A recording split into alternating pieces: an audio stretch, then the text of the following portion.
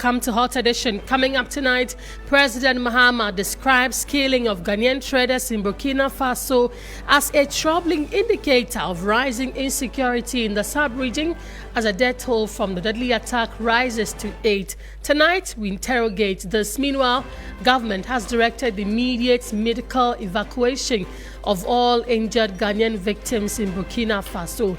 In a related development, the minority is demanding full briefing on the incident, and later we take you to Parliament as the House debates the cocoa sector crisis as minority calls for the restoration of the cocoa producer price to its original value. Details of these and more in the next 60 minutes. Stay with us.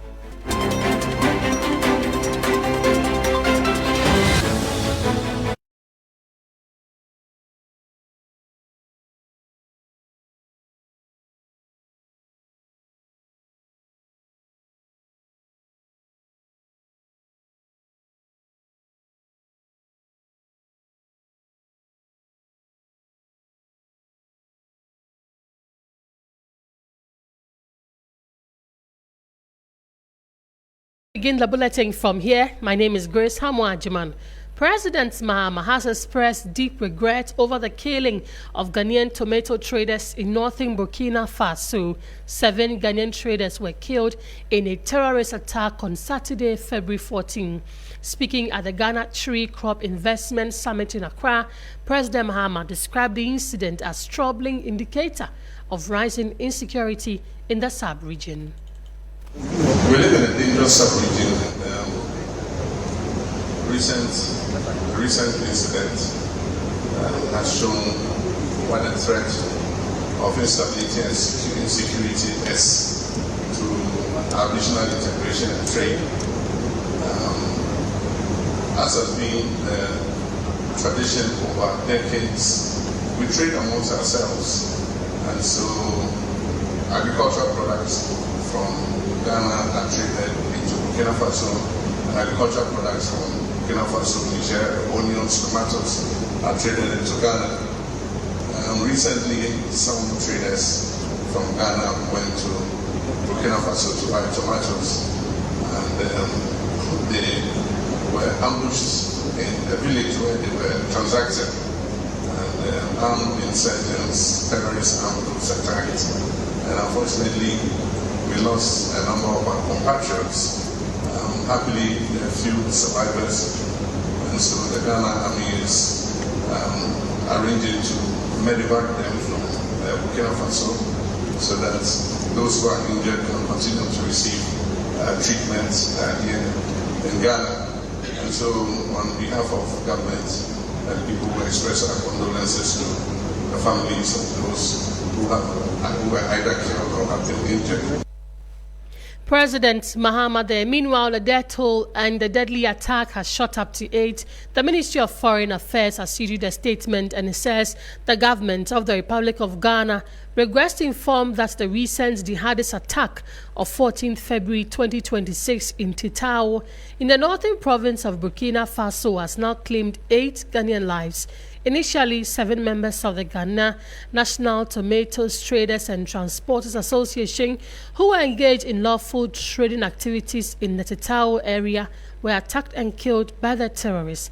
The latest victim, also a member of the association, was one of 4 compatriots who sustained serious injuries and were receiving medical treatment before succumbing. On the instructions of Pres.Mahama and with competent medical consultations, the government of Ghana has decided to immediately conduct medical evacuation by air of all Ghanaian victims in Burkina Faso. The victims are expected in Ghana later today. Ghana's ambassador in Burkina Faso and our embassy staff are actively seized with the matter and maintaining direct contact with our injured compatriot. It continues by saying that government wishes to advise Ghanaians who intend to embark on essential travels to areas of concern to first contact the Ministry of Foreign Affairs or embassies accredited to the territories they wish to visit for necessary guidance. Government assures that they are closely monitoring the situation and remain in contact with relevant authorities to safeguard the welfare of our citizens. The safety, security and well-being of Ghanaians remain our utmost priority, and further updates will be provided in this matter as and when necessary. That is the latest coming from the Ministry of Foreign Affairs. They have also added some contact so that in case you want to reach out to the ministry on where you're going and whether to safe or not, they can respond to you on that. Let's just stay on this and bring in Emmanuel Coten. He is Executive Director for the Africa Center for Security and Counter-Terrorism. Mr. Coten, thank you for your time tonight. How significant is this attack on Ghanaian traders in terms of the broader security situation in the Sahel? And should Ghana be concerned about possible spillover effects? Well, it was a very unfortunate incident because we recorded a lot of fatalities. And, you know, if you look at the terrorist or extremist groups, their main preoccupation is to strike at the core of attacks that will bring international attention. Now, you recall that some few months ago, the Burkina Faso government stepped up efforts by way of attacking their installations. So they were also looking at a way of responding to such attacks. And this is one of the ways so that to generate international attention. These incidences happen every now and then, especially within Burkina Faso. But oftentimes it goes unreported. It's so that this time, because Ghanaians are involved, we are talking about it. This is what I have to say about it. It was purely circumstantial, and it was just, they were victims of circumstances. It was a random attack. It was not as if it was prepared and targeted at our people. It's just that unfortunately, this very group walk into their line of operation. So what the government have started doing is something they should have been doing earlier. You see, that is why we have embassies across other countries, such that they can use intelligence and give travel warnings to each citizens.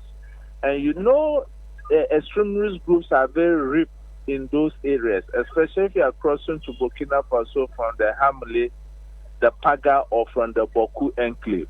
So what should have happened ideally is government collaborating with the Burkina Faso government so that they can give some kind of escort to our traders who that road. Why is it the case that when the Burkinabe government is taking in essential items like military wear and stuff, they give such operations escort because of fear of such attacks?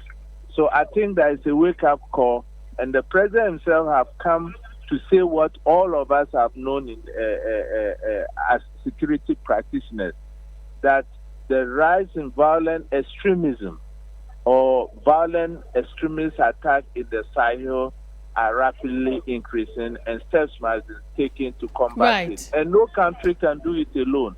So Ghana have this caveat where we have diplomatic mission in these Sahelian countries like Burkina Faso, Niger, and Mali. So the ECOWAS as a group must use the goodwill the Ghanaian government have with these Sahelian groupings to bring them back into the ECOWAS fold. Otherwise, the ECOWAS counter-terrorism strategy implementation plan, we took so much energy, resources, and many countries has even contributed to it, will come to nothing. So, and what does intelligence sharing will become a challenge? Right. We'll come and talk about intelligence sharing. But if you look at this attack, what does it say about Ghana's border surveillance and intelligence coordination between Ghana and its neighboring countries? No, it is not in doubt that when it comes to border security, we are not doing so well. because we have a lot of porous entry points across, and it takes a lot of resources to get those unapproved routes by way of technology being monitored. And you know the economic situation we find ourselves. I always say security is very expensive. And for that aspect, we can't blame government so much because the resources are simply not there to attract the kind of technology the government can have to be able to monitor all our entry points. And it's not, and Ghana is not alone. It's an African problem. So let us now talk about what the sub-region associations like the ECOWAS and the AU can do in this situation. If you look at ECOWAS, at the moment, terrorism is very ripped in the ECOWAS sub-region than any part of the African subcontinent. So because ECOWAS by itself is subdivided, it becomes difficult to share intelligence. So it becomes more difficult to plan ahead of these terrorist groups. That's why they are always able to attack, and more often than not, the ECOWAS government are always responding because the bloc is not united in terms of sharing intelligence and what have you. And that has accounted to some of these things. And the Sahelian state breaking out from ECOWAS is a major contributing factor. So that's why terrorism is ripped in the West African sub-region because of lack of coordination as a result of the split. If we have to bring it home, what do we have to do? We know that government says it has instructed an immediate medical evacuation of those who have sustained injuries. Security-wise, what should we be doing? Bringing it home. The immediate thing we have to do bringing it home is that fortunately we have the National Signal Bureau. That agency was created with a lot of resources, and I don't think it was just meant to civil political opponents. We should put our intelligence at play. And locally, Ghana has an envoy to the Sahelian countries in the person of Asiedu-Dartey. So because of these security concerns, the government thought it wise to have this envoy. Let's leverage on it, make sure we are able to share intelligence within the sub-region, such that we can preempt some of these things from happening. If we cannot even preempt, at least let's give our traders some form of escort to go to these countries to bring tomatoes and onions we need so much in this country. So bringing it back home, like you mentioned, how is it the case that as a country we cannot even produce or farm tomatoes and onions to feed ourselves, that our citizens will have to go to bring in these essential commodities from these countries? Look at Niger. Look at Burkina Faso. Their land nature is just like that of the northern region. Look at the large shade of lands we have in the northern region. Why can't we look at the Palugu Dam if we had to put it into use? Why not the Palugu Tomatoes factory so that we can feed that factory, generate and create jobs? Or in the longer term, why don't you create another dam so that when the Bagri Dam is open, where we have our farm produce or our farmers' lands that are always flooded during the rainy season, we can harvest this water and use it for dual purposes. One, irrigation all year round, such that we can be self-sufficient in the production of tomatoes, onions, and even export same. And the other aspect is that we can use same to generate electricity for the northern part of the country, so that our industrialization drive can be a reality. Because one of the critical things you need to industrialize is stable what? Energy or stable power. So bringing it back home is leadership. And when I talk about leadership, it has nothing to do with this very government. It has been a problem of successive government. And politics is to be blamed for all the challenges we face in our security sector today. So it's about time as a country we start having a serious conversation about how we depoliticize our security institutions and make sure that this country is properly equipped in terms of our security architecture to keep you and I safe. Mr. Cotton, thank you for talking to us tonight. We appreciate your contribution to the program. We have been speaking with Emmanuel Coating, and he is the Executive Director of the Africa Center for Security and Counter-Terrorism. Still on this story, tomato shortage is feared in Ghana after tomato traders and transport operators suspended trips to Burkina Faso over growing security concerns. The decision follows reports that 8 Ghanaians were killed in a recent attack in Burkina Faso. Ibrahim Abubakar has the rest of the story. For decades, Burkina Faso has been a major source of tomatoes for Ghana, especially during the lean season. Ghanaian tomato farmers depend on the mercy of the weather in the rainy season, but the Burkina government, who came to learn how to plant tomato in Ghana, has invested much into it. They have constructed a lot of dams. So it's the only source that we can get tomato. But after reports that 8 Ghanaians were killed, traders say they can no longer risk their lives. TNT bibia mfasa asem we ho yenhu susunsuanso papa bia se yebekọ ho pa se yekofanto saba Ghana ha pa de enya adwuma emma so kra. How dey ya stop ya yenkrofo no sem obi anko onti se aban ye papa bekasa ama no ho ani no yehu de wono nso woka na emma no bia ya so de afa ekire enti yegusu ye hwe de besi ekire. The boycott is likely to affect supply, and prices are expected to rise if the situation continues. You can see the boxes around the trucks have been packed within 1 week and above. If we stop going to Burkina to bring tomato, there will be scarcity in tomato in this country. So that is the problem. Some traders are now turning to local farmers, but they say Ghana's production is still not enough to meet demand. They are calling on the government to construct dams to enable tomato farmers to produce all year round. Dam no ane hia ye if se kwa na ye kon ehu ankasa wo free head to Burkina na ankasa kwa ye hunu ho no mo anopo just na djube 12 to any chemoni ade ehu wo kwa no so tie se mampani ene ye papa mutaka ene ye papa o mampani se aha dam no se de ye hima aka no o mo nyama ye. Market leaders are calling on government and security agencies to engage their counterpart in Burkina Faso to restore safety along the trade routes.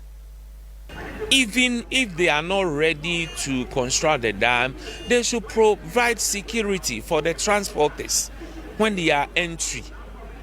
They should join with the Tuareg, president of the Burkina Faso, to provide security, because we are giving money to Burkinabes and we are bringing the seed or the fruit into the country. For now, the transport of tomatoes from Burkina Faso to Ghana remains halted as fear continues to overshadow cross-border trade. Traders and transport operators are calling on the government to intervene by strengthening security measures and guaranteeing their safety. You can talk. Ibrahim Abubakar's report there, bringing us the latest on that. Let's stay on this, and the latest on this is that 7 Ghanaian tomato traders who survived the deadly terrorist attack in Burkina Faso have safely arrived in Ghana. The all-female survivors were escorted by Burkinabe security to the Ghanaian border in Paga, where they were received by the Upper East Regional Security Council. 2 others who were critically injured have been airlifted to Accra for further medical attention. Let's quickly connect with our Upper East correspondent, Castro Sanyala, who is ground with the Regional Security Council and joins us with more. Castro, as always, thank you for your time. Confirm to us if the survivors have indeed arrived on Ghanaian soil. Rightly so, yes. So we are still in Paga in the Kastanakana West District, just close to the border, where earlier on the Ghanaian authorities led by the Upper East Regional Security Council received 7 survivors of the deadly jihadist attack on Ghanaian tomato traders in Burkina Faso. As we speak now, the RESEC is having a closed-door meeting with these 7 survivors. We have the regional minister, the military high command. Also here we have the police and the immigration service. All of them are all in the room as we speak now, and they are holding that very, a closed-door meeting. We understand that this is for the survivors to narrate, to give, the RESEC first-hand account or narration of what happened there, because obviously there wasn't anybody there apart from they who survived. And so the RESEC is trying to appreciate the situation there, what they faced there, and then going forward, they know what to do. I'm also told that from here, they will be given places to stay as government or as the RESEC works around the clock to make sure that they are stable and are able to go on or reintegrate into society after that traumatic experience. Right, Kasho, just like you said, I know these survivors might or will be very traumatized. Have you been able to engage any of them? What do they tell you? Yes, I have been able to engage some of them, but off camera. And obviously, like you said, Grace, they are very traumatized. Some of them, as we speak now, still continue to shed tears. And from what the engagement I had with some of them, they tell me that they still have photographic memories of that particular day and how the whole thing was orchestrated. And for that matter, they are very traumatic and won't be able to speak. But the good thing they see, or they've told me, is that they are happy that at least some of them have survived to come home to narrate the audio to others, so that we all learn from it as Ghanaian people, and especially traders who plied those routes to engage in their lawful businesses. And the people who are who have come to welcome the delegation, are they family members or they are strictly RESEC members? Yes, great. Let me put on record that, look, just like I said a few minutes ago, we're at the border, and you should see how packed the border was with people who wanted to welcome them. They had colleague traders who also gathered in hundreds, and we had other onlookers who also gathered in hundreds. We had, it's a border community, it's a border town, so the whole place was packed with people who had heard the story, had heard about the incident, and the fact that the survivors were arriving, and they had come there to also witness it. It was a very, touching scene. As we saw people, weeping. Openly. Yes, openly. First of all, to thank God for bringing the remaining survivors home safely, and also crying over the loss of the others who had to be buried there so painfully and were not able to be brought back to home soil where they could be laid to rest peacefully. So the general atmosphere was so bad. It was touching. People were weeping openly, and that atmosphere of sorrow was all over the place at the border, and it was not a place you would want to be, because of the fact that you would easily be moved to tears and all of that. I can imagine the atmosphere there, but do we know what immediate arrangements have been put in place by the RESEC to ensure that the survivors are comfortable? Right, yes, great. So the RESEC, led by the Upper East Regional Minister, Donatus Akamugriatanga, have not minced words as far as putting in measures to ensure that the survivors are comfortable in the meantime, as government and other stakeholders work around the clock to, address very important issues. And so even as we went there to meet the survivors, the Ghana Armed Forces was on standby with counselors and chaplains who were supposed to, or who would speak to the women and try to counsel them and try to be able to support them, have a stable mind as far as the attack is concerned. The armed forces has also made available food and drinks and other things to make sure that the survivors, wherever they will be staying, are very comfortable and wouldn't have to face any challenges whatsoever. There was also an ambulance on standby, fully stocked, to be able to respond to any, unforeseen circumstances, as we were seeing, where people were crying and some of the survivors themselves were even shedding tears. They have also come to position to, just in case someone lost it, they will be able to respond quickly. So these are the measures they put in place. And I've also been made aware that some of the survivors would, like I stated earlier on, the survivors will be given places to lay their heads in the meantime as the RESEC and other government stakeholders work around to ensure that everything's okay. So as I speak now, we are at the premises of the Kastanankana West District Assembly offices, where the closed door meeting is being held. So that means they are not in Accra yet. No, they are not in Accra yet, except the 2 survivors who were critically injured and have had to be flown to Accra for further medical attention. Yeah. But the rest of the survivors are here with us. Castro, thank you so much for that succinct report and bringing us all those updates. Castro Sanyala, our man, as always, in the Upper East region, bringing us details on that tomato attack and the updates on survivors. But even as government is putting in these measures, the minority says government will have to do more. Let's listen to Intim Fojo, a member of the minority group. We live in a dangerous subregion. Since 72 hours, we got news of this incident. My expectation is that the Ministry for Defense, the Minister for Defense, or responsible for defense, and the Minister for Foreign Affairs should be able to make a trip to Burkina Faso to be able to ascertain the facts beyond the reports that the Minister for Interior has put out. Our expectation is that they ought to pay a visit, a high-level visit, particularly between the Minister for Defense in Ghana and counterparts in Burkina Faso to ascertain the actual circumstances that led to the killing, and further to that, certain concrete arrangement put in place to ensure the safety of Ghanaians who travel to Burkina Faso. We also, the whole country needs to be apprised on what exactly happened and details of how the government is handling it. 72 hours since the incident, apart from the very brief statement that was put out by the Minister for Interior with additional responsibility for national security, we haven't heard from the Minister for Foreign Affairs, we haven't heard from the Minister for Defense. These 2 ministers are the ministers whose jurisdiction much relates to this incident and ought to be briefing Ghanaians and ought to be engaging the citizens and how the things are unfolding, what happened, and the measures to be put in place to ensure to guarantee the safety of our Ghanaian citizens going forward. So today, this afternoon, the minority is expecting, and this is our urgent expectation, that the joint ministers, Minister responsible for Defense, Minister for Foreign Affairs, and the Minister responsible for National Security should appear in the House as a matter of urgency to brief the House. It is most urgent. He has a deputy. The deputy could have gone to accompany to take over the role in Addis Ababa, for him to, as a matter of urgency, go to Burkina Faso to ascertain the facts.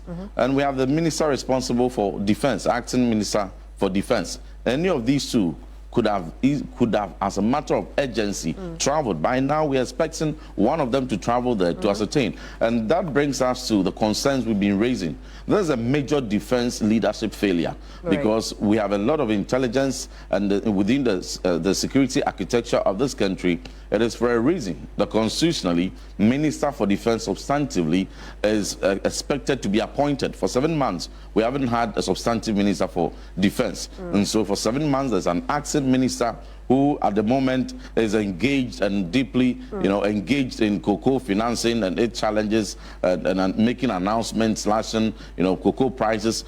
So he will have very little time to fully provide leadership for the Ministry of Defense to coordinate intelligence between the counterparts in Burkina Faso and those who are here, and to be able to fashion out a coordination mechanism that will ensure the safety of traders that are applying their trade there. The report that was put out indicates that this was a fire exchange engagement between the military of Burkina Faso and a terrorist group. And then our traders were caught in the middle. There may be more to it. We need high-level presence in Burkina Faso to even apprise the country firsthand how the bodies are being handled and how the victims are being handled, what repatriation arrangements are being put in place, and then lessons from all those circumstances when they're back will guide in putting in place the broader mechanisms that will ensure that any trader traveling out of Ghana will feel safe. The Ministry of Defense would be able to have risk assessment undertaken. If they haven't done that, they must do so. As ranking on the defense committee, you don't have any proposals? They haven't apprised us as to the risk assessment they've done in Burkina Faso. They haven't submitted any report to us. But if they haven't done so, they must do so. And if that report is available, they ought to be able to advise travelers to Burkina Faso to be able to know the hotspots and the areas where they would recommend no entry, and then recommend the safe areas where traders can go and ply their trade. But even that, there ought to be an additional mechanism, even for designated safe places for escort, to be able to ensure that traders who, as a matter of necessity, ought to be able to go to Burkina for some trading are given that protection.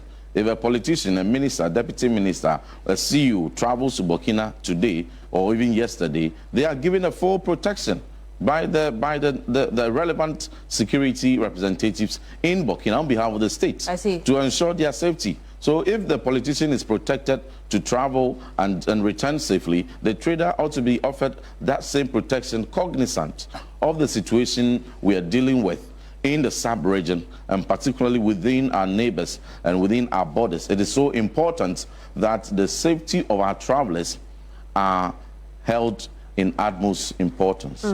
But you know, as we speak, you've mentioned a few things. We already know that the Interior Ministry is engaging authorities of Burkina Faso. Yeah, so that is fundamentally problematic, because why is that? The Interior Minister is responsible for internal security. And so if you're looking for the officials whose responsibility it is to ensure external coordination, it is the Minister for Defense. Well, but locally we can start dealing with the embassy, with the embassies here. So the minister, you agree with that? No, I agree with you. And I'm saying that the Minister for Interior is not the one who has to lead this conversation. It is wrong at the beginning, at the outset. He is responsible for what happens in this country. Well, you've been listening to Reverend Itim Fojo, a member of the minority, and they say they demand government, or they demand the Foreign Affairs Minister as well as the Interior Ministry to address Parliament and brief them on what happened when it comes to the attack and the efforts government is putting in place to ensure the security and safety of Ghanaians. It is 5:30 on 3FM 92.7. Before we take that break, though, the Deputy General Secretary of the General Agric Workers Union, Dr. Pascal Kaba, says government must move beyond rhetoric and prioritize agriculture with concrete action. The call comes on the back of the attack and death of some 8 tomato traders who lost their lives in neighboring Burkina Faso following attacks by terrorists in the area. Dr. Kaba is proposing a sustainable funding mechanism to support local tomato farmers and reduce the need for traders to travel to Burkina Faso. General Secretary of the Union of Informal Workers Association, Enoch Bio, also calling for engagement with government to finding lasting solutions to the crisis.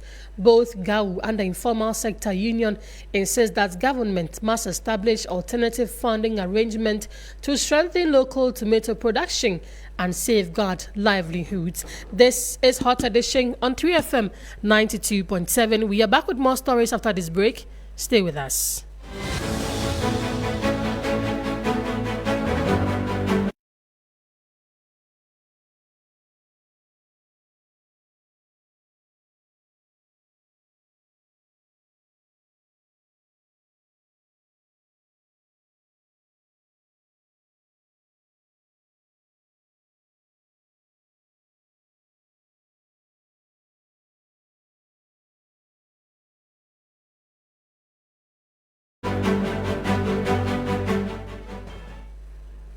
Welcome back. This is Hot Edition on 3FM 92.7. Tonight, West Africa's 2 cocoa giants are charting sharply different paths, while Cote d'Ivoire has maintained its farm gate cocoa price at 2,800 CFA per 64 kilogram bag until March 31.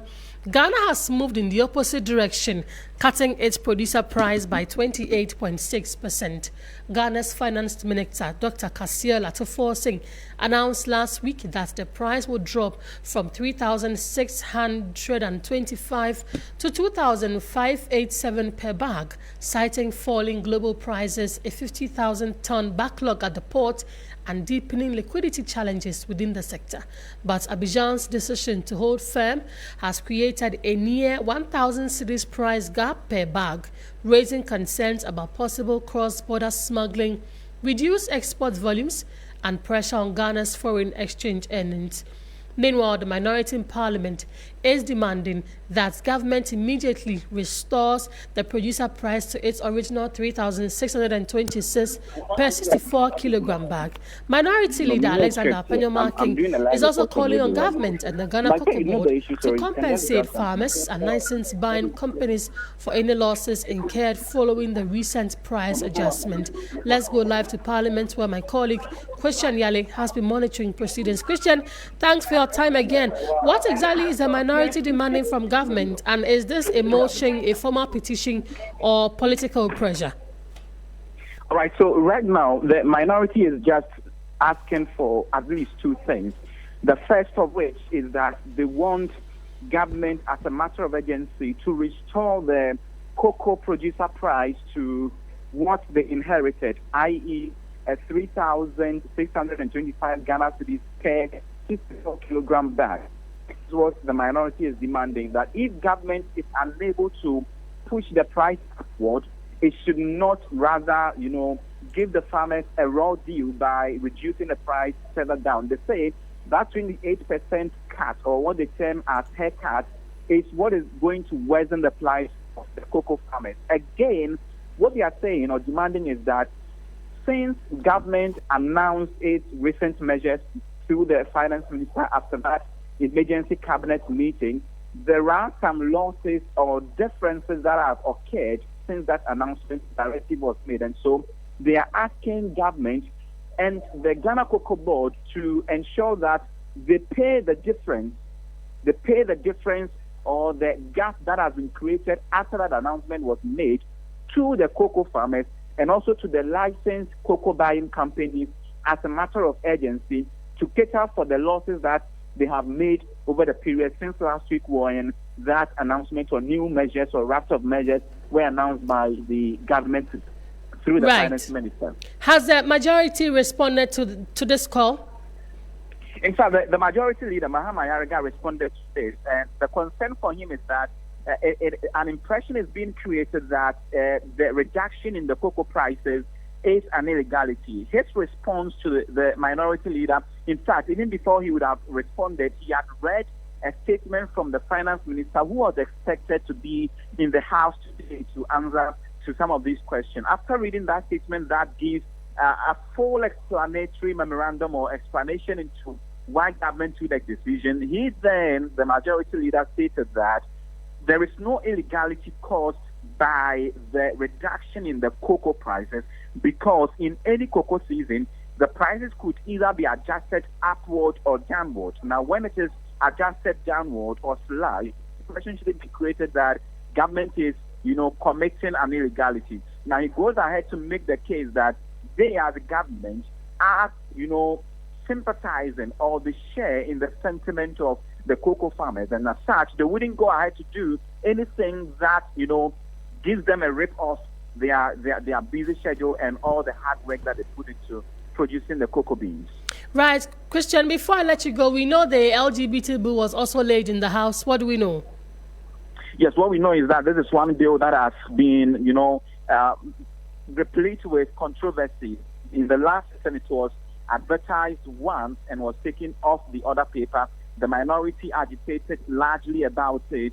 Now, the speaker later came to, in the beginning of the session, explain that bill will be retaken because all careful considerations, the bill does not violate any constitutional order, and also it does not impose any charges on the consolidated fund, i.e., all the work that the private members bill committee had done was in the right direction, and so the bill should be retaken. Today, it has been laid again before the floor, and both sides agree that since this bill comes with what we call a bipartisan support, because in the first time grade, there were 8 people sponsoring it. Now we have 10 people sponsoring this particular bill, all represented from both sides. And so the expectation is that the Constitutional and Legal Affairs Committee and then leadership of the Human Rights, we are going to consider this bill. And right when they are done, they will bring it back to the House with a full report, what we call a memoranda, to explain the tenet and the object of the bill. And right after that, the debate would ensue, and the consideration itself would take place to ensure that this bill, which is the anti-LGBTQ bill, is given the necessary passage and then will be transmitted to the Jubilee House for the president to assent to it. He has already indicated that he is ready to assent to it. We hope to see how that would turn out in the coming weeks. Great. Definitely, Christian. We all hope to see how that is going to turn out. Thank you for those parliamentary updates. Christian Yale is our man in Parliament. Let's move away from Parliament because 3 young men have been confirmed dead following a mining accident at Takwa, a mining community near Gbani in the Tong district of the Apais region. Police say the incident occurred last Sunday night, February 16, 2026, after a loose slab of rock reportedly fell on the victims while they were working underground. According to the Ghana Police Service at the Gbani post under the Bogatanga division, a distress call was received at about 10:30 p.m., alerting officers to the tragedy. When police arrived at the scene, some young men had already retrieved the bodies from the pit and placed them in sacks. The deceased have been identified as 30-year-old Subil Nambil, 40-year-old Musa Zipati, and 35-year-old Onyin Yudasa. Preliminary investigation revealed some injuries, including a deep cut to the rib, multiple head injuries, and a crushed hand. The bodies were transported to the regional hospital in Bogatanga, where they were examined and pronounced dead. They have since been deposited at the morgue pending autopsy. The owner of the mining pit reportedly identified the victims as his workers, and police say investigations are ongoing. Still staying with issues of mining, a 2-day anti-illegal mining operation in the Wassa Amenfi West municipality of the Western region has resulted in the burning of several makeshift structures and control boards of excavators as the seizure of a pickup vehicle from illegal miners in the area. Meanwhile, the Western Regional National Security Liaison Officer, Brigadier General Musa Waja, retired, assures that the Regional Security Task Force against illegal mining will continue to conduct sustained operations on the Tano and Ankobra rivers. Here's Rama Smith's report. Following a series of serious pollution incidents affecting the Tano River and surrounding farmlands, the Western Regional Security Task Force against illegal mining has for the first time extended its anti-illegal mining operations to Wassa Amenfi West. The team, comprising of personnel from the National Security, the Western Naval Command, the 2nd Infantry Battalion, and the Blue Water Guards, conducted both land and riverine operations during this exercise. It raided 4 communities, namely Sefiekra, Yabebe, Bena, and Atakwesi, where illegal miners operate along the banks of the Tano River and wash their waste directly into the river. The Navy was unable to patrol the Tano River due to its current state.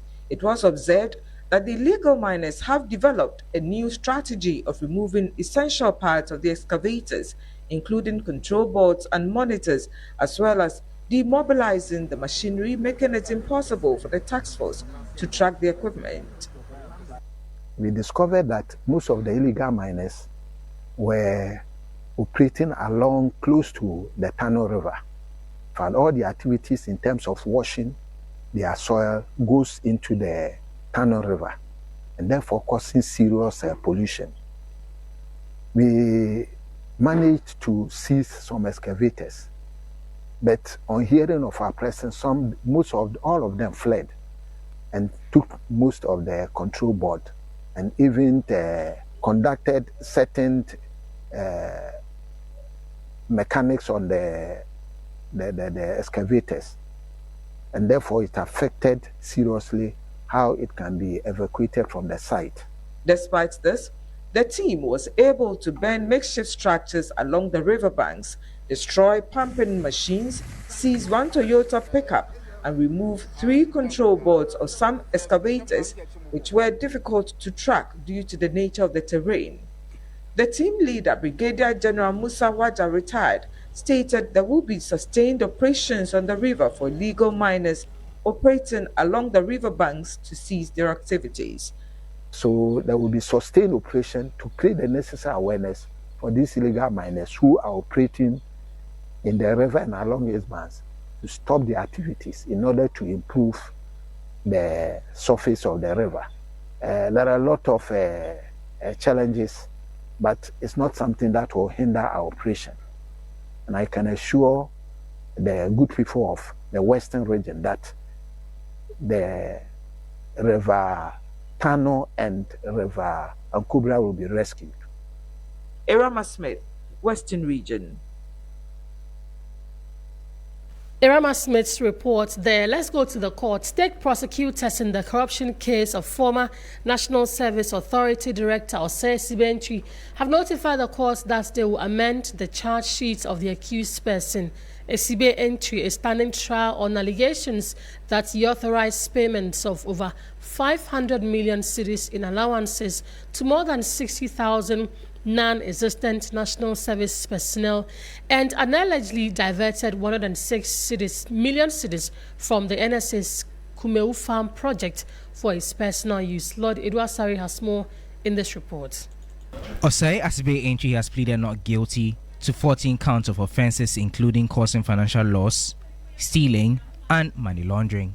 During proceedings on Tuesday, February 17, prosecutors told the court that the performance audit of the National Service Authority submitted to the Attorney General has given rise to the need for the earlier charge sheet to be amended against the former director. They therefore pleaded for a short adjournment to amend the charge sheet and replace the earlier one. The case has since been adjourned to Tuesday, February 25 to enable the prosecution to amend the charge sheet and for the plea of the former NSA director, Osei Asiedu-Dartey, to be retaken.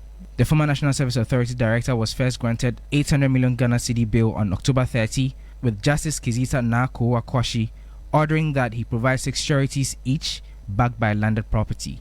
His lawyers, however, applied for the terms to be varied after he failed to meet the conditions.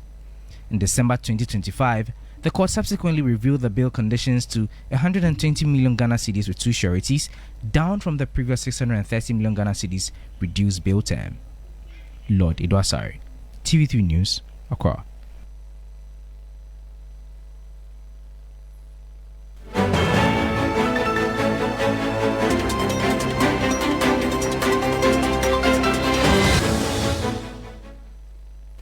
This is Hot Edition on 3FM 92.7. Now, Ghana's poultry sector is undergoing revitalization as the German North District Assembly distributes 9,500 birds to 245 residents through the government in Nkukon project. This initiative comes at a time when the country poultry meat imports reached $373 million, making it one of the top 3 imports, with projections of 270,000 metric tons for the year. Here's a report by Lord Claude Ekumi.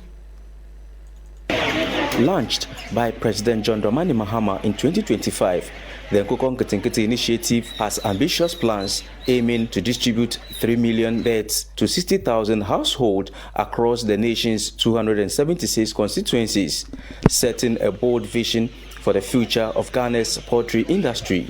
During the distribution of the birds to beneficiaries, George Adani, the chief executive of the German North District, emphasized his commitment to ensuring the success of the program. He urged beneficiaries to responsibly care for the birds to protect the integrity of this flagship government initiative. You can see from the background how they are happy and how they are distributing the things for them. I'm very, very, very, very happy. Thanks to John Mahama. We received 10,000 birds, and unfortunately, some did not survive. My message is to keep them and protect them.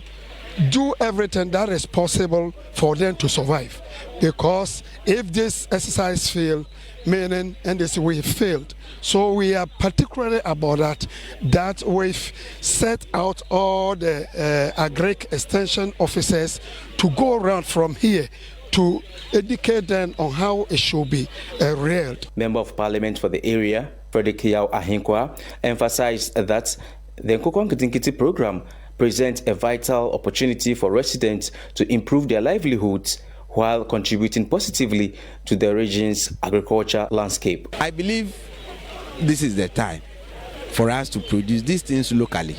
And if we are able to produce these things locally, there wouldn't be any pressure on our city, and the city will continue to be stronger. And once the city is stronger, we know the effect on the economy. Prices of things will stabilize them more and even reduce.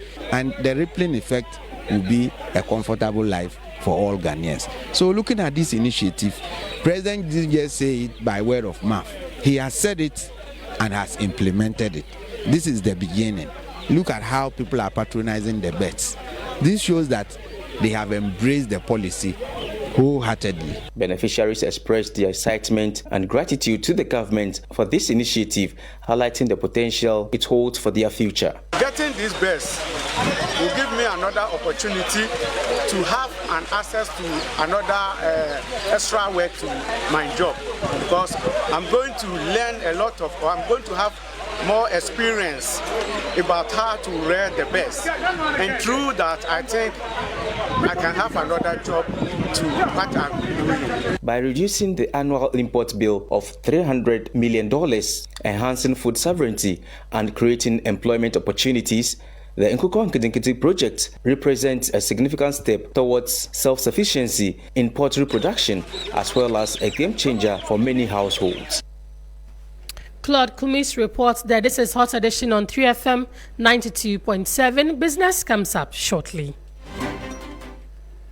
Welcome back. Let's do business now. And a senior fellow at the Africa Policy Lens, Dr. Eric Pres.Mahama, has issued a stark warning regarding the government's newly unveiled cocoa sector reforms, stating that they are destined to fail unless the structural and operational inefficiencies at Cocoa Board are firstly addressed. Speaking on Business Focus, the financial economist noted that Cocoa Board has long been plagued by what he describes as the Ghanaian state-owned enterprise disease. Dr. Pres.Mahama characterized this disease as a toxic mix of mismanagement, lack of accountability, and uncontrolled expenditure that eventually leads to once vibrant institutions running themselves into the ground. He noted the situation goes beyond salary cuts.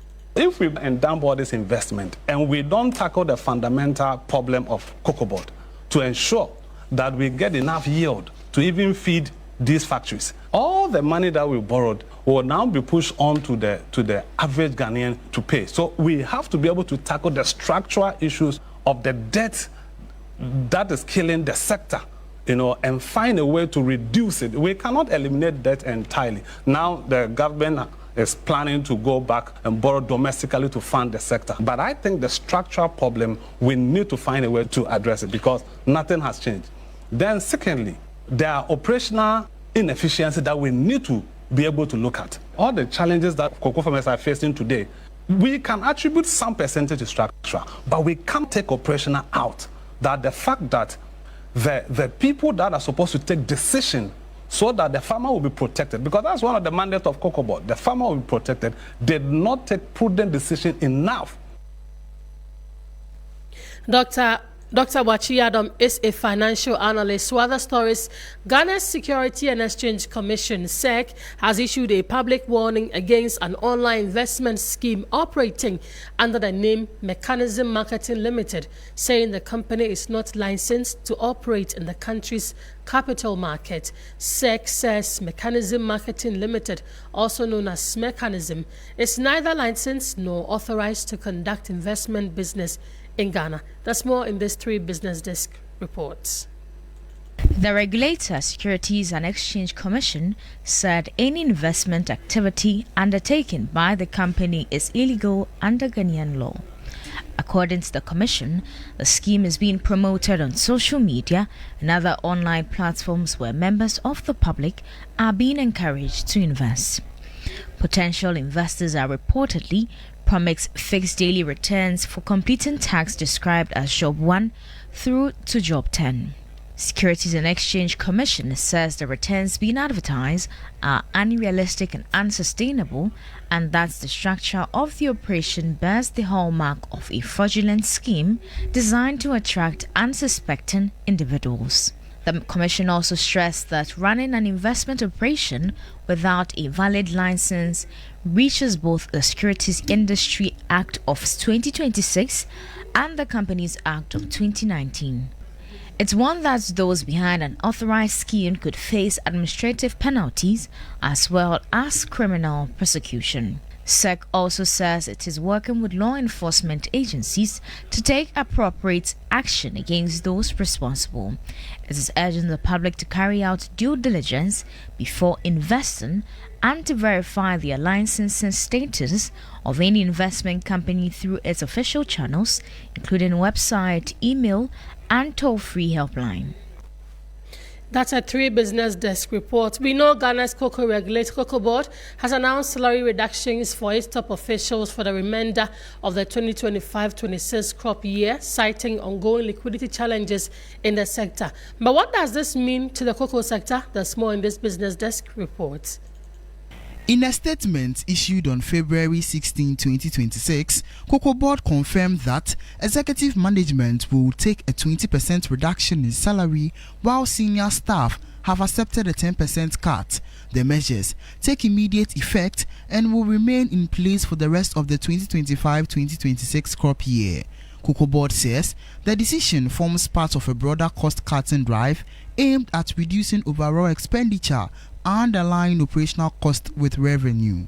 The board added that the salary reduction will be accompanied by procurement reforms and the staff rationalization exercise as management seek to ease financial pressure.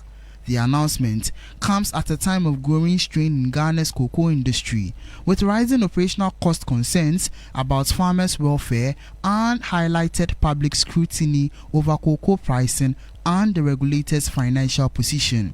However, the move is being presented as an effort by leadership to demonstrate shared sacrifice as the institution navigates restructuring measures during the current crop season.